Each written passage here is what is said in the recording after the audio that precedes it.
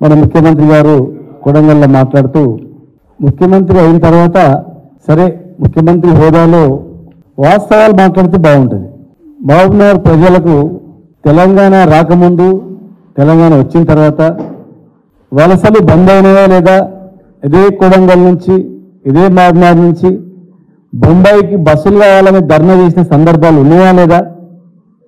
మరి ఈరోజు ఈ 10 సంవత్సరాల్లో బొంబాయికి బస్సులు కావాలని ధర్నాలు చేసిన సందర్భాలు ఎక్కడైనా ఉన్నాయా?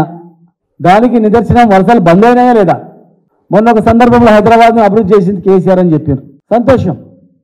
అదేవిధంగా మహబూబ్నగర్ గురించి కూడా, మహబూబ్నగర్ జిల్లా, మరి మహబూబ్నగర్ తెలంగాణ వచ్చిన తర్వాత బాగుపడ్డదా లేదా అనే దాని మీద మాట్లాడి ఏదైనా జరగనివి పెండింగ్లో ఉన్నాయి పట్టించుకొని ఆ అంశాలు మాట్లాడితే దానికి కూడా ఒక అర్థం ఉంటుంది.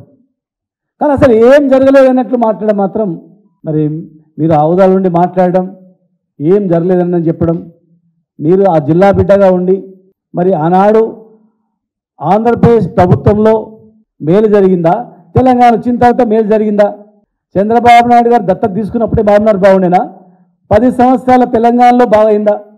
ఏనాడైనా ఈ పెండింగ్ ప్రాజెక్టులు కల్వకుర్తి లిఫ్ట్ ఇరిగేషన్ అని పేరుకు మాత్రమే కానీ కల్వకుర్తి వరకు కూడా నీళ్ళు రానటువంటి పరిస్థితి.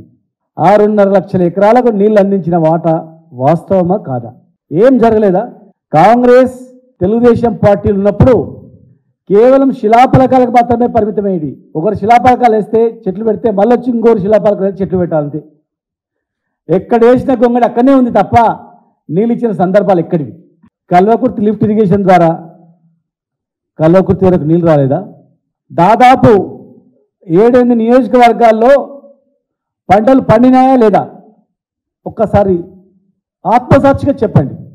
కేసీఆర్ హాయంలోనే వలసలు బందైనాయి, కేసీఆర్ వలస వచ్చిందని మాట్లాడింది కదా. మరి సోనియా గాంధీ గారు మొన్న రాజస్థాన్ నుంచి ఎంపిక ఎన్నికైంది, మరి ఆమె ఎక్కడి నుంచి ఎక్కడ పోయింది? రాహుల్ గాంధీ గారు అమేథీలో ఓడిపోతే కేరళ నుంచి ఎన్నికైంది. మరి వలసల గురించి మాట్లాడము, వారసత్వం గురించి మాట్లాడడం, ఇక కేసీఆర్ని అంటే అయిపోతుంది ఏదైనా అనొచ్చు అనే విధంగా మాట్లాడమని మాత్రం, ఓడిపోయినంత మాత్రాన ఒక ఓటమితో ఎన్ని అభాండాలు వేసినా నమ్ముతారని చెప్పి ఎన్నో మాటలు చెప్పి అధికారంలోకి వచ్చిన ఏ మాటలైనా సరిపోతుందని చెప్పడం మాత్రం భావ్యం కాదు. కేసీఆర్ వచ్చిన తర్వాతనే, కేసీఆర్ గారు వచ్చిన తర్వాతనే వలసలు బంద్ అయినాయి. కేసీఆర్ గారు వచ్చిన తర్వాతనే తెలంగాణ వచ్చింది. మహబూబ్నగర్ జిల్లా ఘనత ఏంటంటే కేసీఆర్ అక్కడ మహబూబ్నగర్ ఎంపీగా ఉన్నందుకే తెలంగాణ వచ్చింది. ఒకవేళ కేసీఆర్ గారే మహబూబ్నగర్ ఎంపీగా రాకుంటే, మహబూబ్నగర్ ఎంపీగా గెలవకుంటే తెలంగాణ వచ్చేది కాదు.